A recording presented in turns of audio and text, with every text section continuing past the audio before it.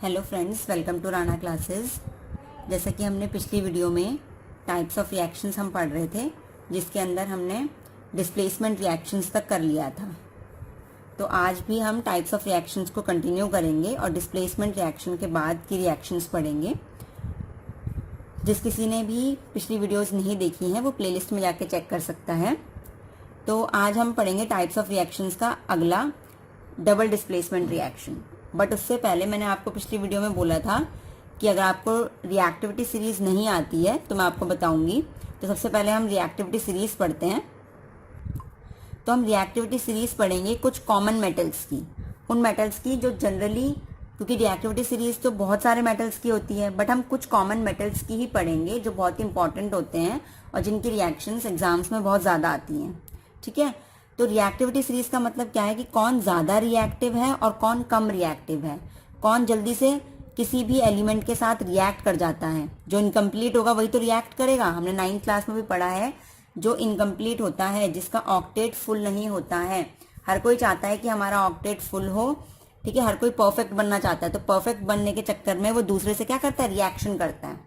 तो किसकी रिएक्टिविटी ज़्यादा है, कौन जल्दी से रिएक्ट कर पा रहा है और कौन जल्दी से रिएक्ट नहीं कर पा रहा है, तो वो बताता है हमें, रिएक्टिविटी सीरीज बताता है। क्योंकि जिसकी रिएक्टिविटी ज़्यादा होगी वो किसी और को हटा के, जैसे हमने पिछली डिस्प्लेसमेंट रिएक्शन में पढ़ा था, वो किसी को भी हटा के वहाँ उसकी जगह ले लेगा, क्योंकि उसकी रिएक्टिविटी क्या है, ज़्यादा है।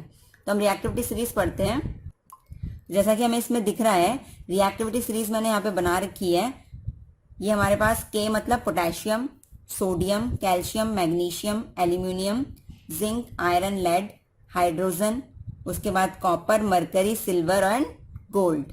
तो ये सारे एलिमेंट्स हैं जो जनरली हमारे रिएक्शंस में यूज्ड होते हैं और सबसे इंपॉर्टेंट भी होते हैं। ये कॉमन मेटल्स है हमारे ये। तो ये ऊपर से नीचे की तरफ में रिएक्टिविटी क्या हो रही है, डिक्रीज हो रही है। सबसे ज्यादा रिएक्टिव होता है पोटेशियम, ठीक है।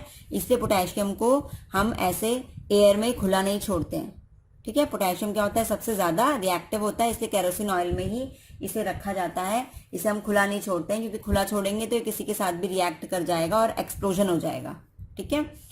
तो पोटेशियम सबसे ज्यादा रिएक्टिव होता है, फिर सोडियम रिएक्टिव होता है, उसके बाद कैल्शियम। धीरे धीरे करके रिएक्टिविटी घटती जाती है। गोल्ड की सबसे कम रिएक्टिविटी आप देख रहे होंगे। जैसे हमें पता भी है, हम गोल्ड के ऑर्नामेंट्स पहनते हैं, तो काफी सालों तक हम ऑर्नामेंट पहनते हैं गोल्ड्स के। जितने भी हमारे पास नेकलेस होते हैं, बैंगल्स होते हैं, जितने भी सब्सटेंस हम पहनते हैं, ज्वेलरीज पहनते हैं गोल्ड की, वो जल्दी से क्या नहीं होती, एयर के साथ रिएक्ट नहीं करती है, जल्दी से वो खराब नहीं होती हैं। जैसे हमने आयरन देखा है, आयरन 6 महीने, साल भर बाद या कुछ महीनों बाद अगर उसे एयर के कांटेक्ट में रखें, बाहर छोड़ दें, उसके ऊपर कोई पॉलिश ना हो, तो आयरन में क्या लग जाता है, जंग लग जाता है, रस्टिंग हो जाती है। तो दैट मीन्स क्या है, आयरन की रिएक्टिविटी ज्यादा है गोल्ड से। क्योंकि गोल्ड को अगर तुम ऐसे ही खुले में छोड़ दो तो गोल्ड के ऊपर जल्दी से कोई लेयर नहीं जमती काफी सालों तक, लेकिन ये जल्दी से इसके ऊपर लेयर जम जाती है, जिसे हम रस्टिंग कहते हैं। क्योंकि आयरन की रिएक्टिविटी ज्यादा है गोल्ड से। गोल्ड सबसे कम रिएक्टिव है, क्योंकि जैसे जैसे हम नीचे की तरफ आ रहे हैं हमारी रिएक्टिविटी क्या हो रही है, डिक्रीज हो रही है। तो सिल्वर, गोल्ड, इनके ज्वेलरीज इसलिए बनाए जाते हैं क्योंकि सालों सालों तक ये क्या नहीं होती हैं, रिएक्ट नहीं करती हैं किसी भी चीज से। रिएक्टिविटी इनकी बहुत कम होती है और ये प्रिजर्व रहती हैं, जैसे थी वैसे ही रहती हैं। तो ये हमारी हो गई रिएक्टिविटी सीरीज। ऊपर है मोस्ट रिएक्टिव एलिमेंट्स और नीचे है लीस्ट रिएक्टिव एलिमेंट, जो सबसे कम रिएक्टिव होते हैं, ऊपर जो सबसे ज्यादा रिएक्टिव होते हैं। तो ये सीरीज आपको याद करनी पड़ेगी। सीरीज बहुत ही इंपॉर्टेंट है, क्योंकि रिएक्टिविटी सीरीज से कई बार डायरेक्ट क्वेश्चंस बन जाते हैं 1-1 मार्क्स से, इसलिए इसको आपको याद करना पड़ेगा। तो अब रिएक्टिविटी सीरीज पढ़ने के बाद हम आते हैं डबल डिस्प्लेसमेंट रिएक्शन में, ठीक है। कोई भी चीज दूसरी चीज को डिस्प्लेस तभी कर पाएगी, हटा तभी पाएगी, जब वो उससे ज्यादा ताकतवर होगी। नॉर्मली भी अगर हम बात करें, मान लीजिए स्कूल में एक बेंच में कोई इंसान बैठा है, मुझे उसे हटाना है, तो मैं क्या करूंगी, मैं उससे ताकतवर होंगी तभी तो उसे हटा पाऊंगी, ठीक है। कोई भी यहाँ पे बेंच में कोई भी इंसान बैठा है, मैं यहाँ से आई, मुझे इसे हटाना है, मैं इसे कब हटा पाऊंगी, जब मैं इससे ज्यादा ताकतवर होंगी, तो मैं इसको इजीली हटा पाऊंगी, डिस्प्लेस कर पाऊंगी और इसकी जगह पे बैठ पाऊंगी। तो ऐसे ही एलिमेंट्स में होता है, कोई भी एक एलिमेंट दूसरे एलिमेंट को तभी हटा पाएगा जब वो उससे ज्यादा रिएक्टिव होगा, तो इसको हटाएगा और जो इसके साथ में है उससे क्या कर लेगा, रिएक्शन कर लेगा, ठीक है। तो डिस्प्लेसमेंट तभी होगा जब आने वाला जो यहाँ से आ रहा है एलिमेंट वो इससे ज्यादा रिएक्टिव होगा, इसलिए वो उसको डिस्प्लेस कर पाएगा। अब यहाँ पे जो रिएक्शन है, पिछली रिएक्शन हमारी डिस्प्लेसमेंट रिएक्शन थी, यहाँ पे बोल रहा है double displacement reaction. That means जो डिस्प्लेसमेंट होगा वो 2 बार होगा, डबल डिस्प्लेसमेंट। ठीक है, तो पिछली रिएक्शन जो आपने पढ़ी थी, जैसा कि आपको याद होगा, डिस्प्लेसमेंट रिएक्शन में आपने ये रिएक्शन पढ़ी थी, Zn plus CuSO4 gives ZnSO4 plus Cu। यहाँ पे Zn क्या करता है, इस Cu को हटाता है, क्योंकि Zn जो होता है वो ज्यादा रिएक्टिव होता है कॉपर से, तो इसको हटा देता है और इसकी जगह ले लेता है, और ये बेचारा अलग से पड़ा रहता है। तो यहाँ पे क्या हुआ, एक बार डिस्प्लेसमेंट हुई ना, इसने इसको हटा दिया बस, तो ये होगी सिंपल डिस्प्लेसमेंट रिएक्शन। अब डबल डिस्प्लेसमेंट की अगर ये बात कर रहा है, दैट मीन्स डिस्प्लेसमेंट हमारा 2 बार होगा। ठीक है, अब जैसे कि इस एग्जाम्पल में हम देखते हैं, NaSO4 plus BaCl2 gives BaSO4 plus 2NaCl। ठीक है, अब इसमें देखिए Na ने इसको हटाया, ठीक है, Na जो आयन है, जब भी क्या होगा, ये ब्रेक होगा तो Na आयन यहां से हटा और यहाँ पे Ba को हटा दिया, तो क्या बन गया, NaCl बन गया। दिख रहा है आपको, Na ने किसके साथ रिएक्शन करी, Cl के साथ, और Ba गया यहाँ इसकी पोजीशन पे, इसको यहां से हटा के, मतलब ये यहां चले गया, ये इसकी पोजीशन में आ गया। डिस्प्लेसमेंट 2 बार हुई है, एक बार तो ये हटा और ये भी हटा, दोनों हटे ना अपनी अपनी पोजीशन से, क्योंकि इसने इसकी जगह ले ली और इसने इसकी जगह ले ली, तो डबल डिस्प्लेसमेंट हो गया ये, क्योंकि Ba ने जब इसकी जगह ली Na की, तो वो बन गया BaSO4। ठीक है, तो यहां से Na हट गया, Ba ने उसकी पोजीशन ले ली तो BaSO4 बन गया, और यहां से Ba हट गया तो Na ने उसकी पोजीशन ले ली तो NaCl बन गया। अब ये मत सोचना NaCl2 क्यों नहीं बना, ये आपने 9th क्लास में पढ़ा होगा, जब Na और Cl की आप क्या करेंगे, बॉन्ड बनाएंगे, कंपाउंड बनाएंगे, तो NaCl बनता है, ना कि NaCl2 बनता है, क्योंकि Na का जो होता है वैलेंसी वो +1 होती है और इसकी क्या होती है, -1 होती है। ठीक है, तो प्लस और माइनस को हम नहीं देखते हैं, सिर्फ हम क्या देखते हैं, नंबर्स देखते हैं, तो क्रॉस मल्टीप्लाई होके क्या बन जाता है, ये NaCl बनता है। ये आपने 9th क्लास में भी पढ़ा होगा। ठीक है, कि ये कंपाउंड क्या बनता है, NaCl। जब भी आप सोडियम क्लोरीन की रिएक्शन कराओगे तो NaCl बनेगा, ना कि NaCl2 बनेगा। ठीक है, तो आई होप आपको समझ में आ गया होगा। तो ये हो गई डबल डिस्प्लेसमेंट रिएक्शन, क्योंकि यहाँ पे डिस्प्लेसमेंट 2 बार हो रहा है, इसलिए से क्या बोलते हैं हम, डबल डिस्प्लेसमेंट रिएक्शन। अब एग्जाम्स में आप कैसे लिखेंगे, तो एग्जाम्स में अगर इसकी डेफिनेशन आ गई तो आप लिखेंगे the reaction in which there is exchange of ions. ऐसी रिएक्शन जिसमें आयंस का एक्सचेंज हो। ठीक है, यहाँ पे एक्सचेंज हो रहा है ना भाई, एक्सचेंज का मतलब क्या है कि तू मेरी जगह ले ले और मैं तेरी जगह ले लेता हूँ, ये तो होता है। तो यहाँ पे क्या हुआ, कौन सा आयन है, ये सोडियम आयन, यहाँ पर Ba बेरियम आयन। तो यहाँ पे आयंस क्यों बोला, क्योंकि जब ये बॉन्ड ब्रेक होगा सोडियम का और सल्फेट का, तभी तो ये इधर जाएगा। ठीक है, इन दोनों का बॉन्ड ब्रेक होगा तो ये फ्री हो जाएगा और ये इधर चले जाएगा, और इन दोनों का बॉन्ड ब्रेक होगा बेरियम और क्लोरीन का, तो ये फ्री हो जाएगा और ये इधर चले जाएगा। तो एक्सचेंज हो रहा है ना आयंस का, इस आयन ने इसकी जगह ले ली, इस आयन ने इसकी जगह ले ली। तो एक्सचेंज हम कब बोलते हैं, जब एक दूसरे को हम क्या कर लेते हैं, रिप्लेस कर लेते हैं, एक दूसरे की जगह ले लेते हैं। तो ऐसी रिएक्शन जिसमें आयंस का एक्सचेंज हो, तो उसे हम क्या बोलते हैं, बिटवीन द रिएक्टेंट्स। रिएक्टेंट्स में ये रिएक्टेंट्स होते हैं और ये प्रोडक्ट होते हैं, तो रिएक्टेंट्स के बीच में अगर एक्सचेंज ऑफ आयन हो रहा होता है तो ऐसी रिएक्शन को हम बोलते हैं डबल डिस्प्लेसमेंट रिएक्शन। ठीक है, आई होप आपको क्लियर होगा। और ये हमारा एग्जाम्पल हो गया, तो आपको एटलीस्ट 2 एग्जाम्पल्स याद होने चाहिए किसी भी डेफिनेशन से रिलेटेड, जिससे आपका 2 मार्क्स का क्वेश्चन बने कि what is double displacement reaction. तो आप क्या करेंगे, साथ साथ में डेफिनेशन तो आप लिखेंगे ही, साथ साथ में 2 एग्जाम्पल देंगे तो अच्छा इफेक्ट पड़ेगा और आपको 2 आउट ऑफ 2 मार्क्स मिलेंगे उसमें। तो इसी से रिलेटेड एक और हम एग्जाम्पल लेते हैं, जिससे आपके पास डेफिनेशन के साथ साथ 2 एग्जाम्पल्स भी हो जाएंगे याद करने के लिए। तो मैंने लगभग इसी से सेम टू सेम एग्जाम्पल लिया है, जिससे आपको ईजी रहे याद करने में। बस NaSO4 की जगह NaBr हो गया, ठीक है, और BaCl2 की जगह BaCl2। तो यहाँ पे क्या होगा, Ba Br के साथ रिएक्शन करेगा तो Ba Br2 बनाएगा, NaCl के साथ करेगा तो NaCl बनाएगा। ठीक है, तो ये 2 एग्जाम्पल्स और डेफिनेशन आपको याद होनी चाहिए, जिससे आप अच्छे से एग्जाम में लिख सकें। अब उसके बाद हम नेक्स्ट टाइप ऑफ रिएक्शन पढ़ते हैं। अब नेक्स्ट है हमारा ऑक्सीडेशन एंड रिडक्शन। अब सबसे पहले आता है कि ऑक्सीडेशन क्या होता है। ऑक्सीडेशन का मतलब क्या होता है, नाम से समझ में आ रहा है, ऑक्सीडेशन, ऑक्सी मीन्स ऑक्सीजन। ठीक है, नाम से आप याद रखेंगे तो आपको इजीली डेफिनेशन याद रहेंगी। तो ऑक्सीडेशन का मतलब क्या होता है, reaction with oxygen, addition of oxygen. जब हमारे पास कोई भी एलिमेंट है, जैसे हम कॉपर ले लेते हैं, ठीक है, कॉपर जब भी ऑक्सीजन के साथ आता है रिएक्शन करने के लिए, तो रिएक्ट करता है जब भी ऑक्सीजन से, तो उसके ऊपर क्या हो जाता है, एक ब्लैक कलर की लेयर फॉर्म हो जाती है। जैसे हमें पता है आयरन अगर हम लेंगे, ठीक है, आयरन के ऊपर जब ऑक्सीजन से रिएक्शन करता है तो रस्टिंग लग जाती है, ब्राउन लेयर लग जाती है।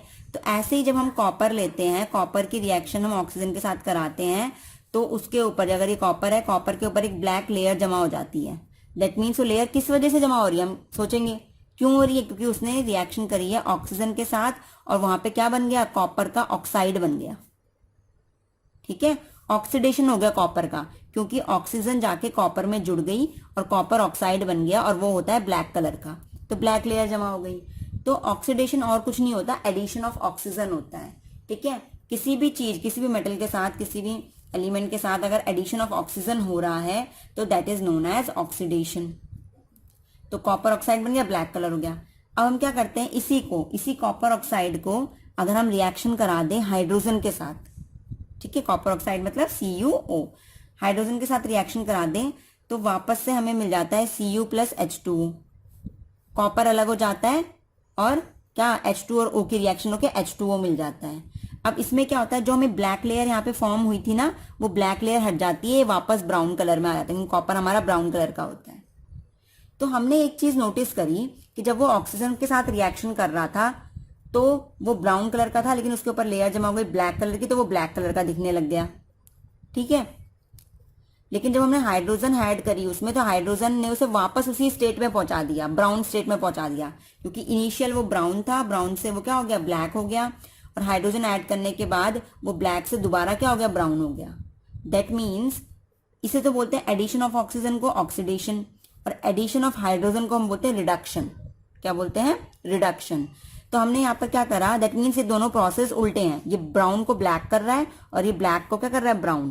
तो दैट मीन्स जो ऑक्सीडेशन एंड रिडक्शन होते हैं वो एक दूसरे के रिवर्स प्रोसेस होते हैं। ठीक है, तो अगर मैं ऑक्सीडेशन की बात करूं तो मैं क्या लिख सकती हूं, एडिशन ऑफ ऑक्सीजन।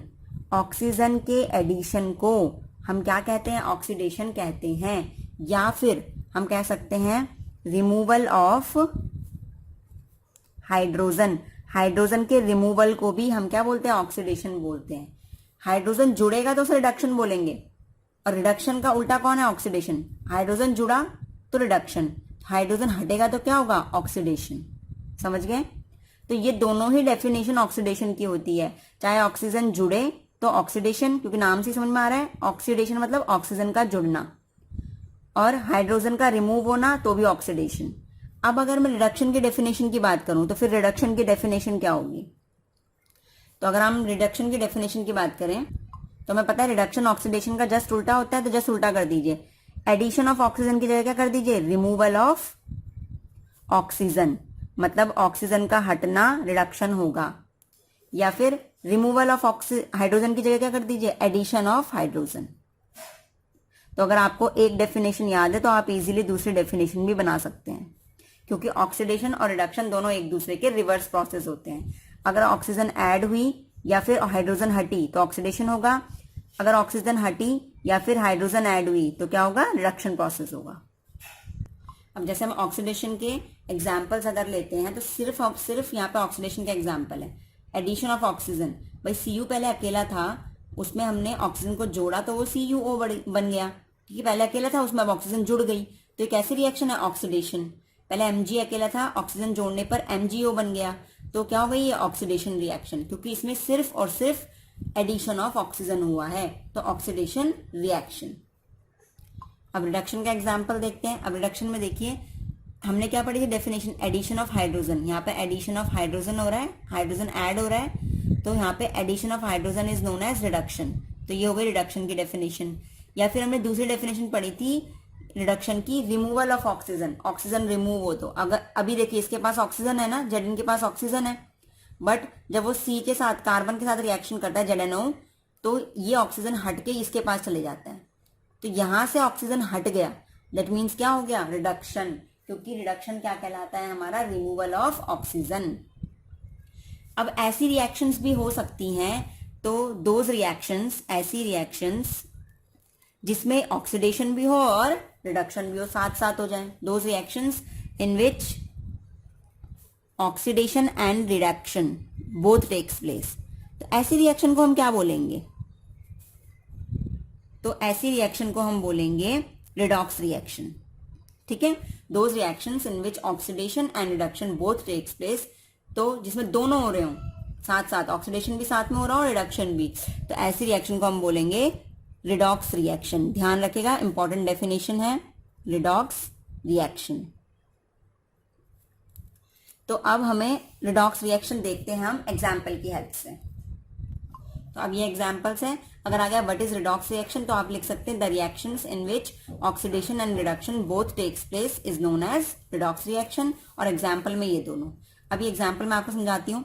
अब देखिए यहाँ पे देखिए ZnO से क्या बन गया Zn, पहले इसके पास ऑक्सीजन था, यहाँ पे इसके पास ऑक्सीजन नहीं है, तो ऑक्सीजन हट गई, तो ऑक्सीजन के रिमूव होने को हम क्या बोलते हैं? रिडक्शन। तो यहाँ पे तो हुआ रिडक्शन, Zn का तो हो गया रिडक्शन, क्योंकि Zn से ऑक्सीजन हट गई, तो जिंक का हो गया हमारा क्या?